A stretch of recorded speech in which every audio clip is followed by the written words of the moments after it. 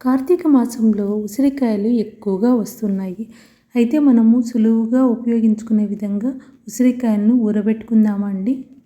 నేను ఇక్కడ అర్ధ కేజీ ఉసిరికాయలను తీసుకొని ఊరబెడుతున్నాను. ఉసిరికాయలు వాష్ చేసుకున్న తర్వాత మనము కాయకు 3-4 చాట్ల ఇట్లా చాకుతో గిట్లు పెట్టాలి. అప్పుడే మనకు కాయ లోపలి వరకు బాగా ఊరుతుంది. ఈ విధంగా మనం అన్ని కాయలకు కాట్లు పెట్టుకోవాలి. అర్ధ కేజీ ఉసిరికాయలకు ఒక పిడికెడు ఉప్పు, ఒక పిడికెడు జీలకర్ర పొడిని కలిపి పెట్టుకుంటున్నాను. ఒక గాజు సీసాలో మనం రెడీ చేసి పెట్టుకున్న ఉసిరికాయలన్నిటినీ వేసుకోవాలి.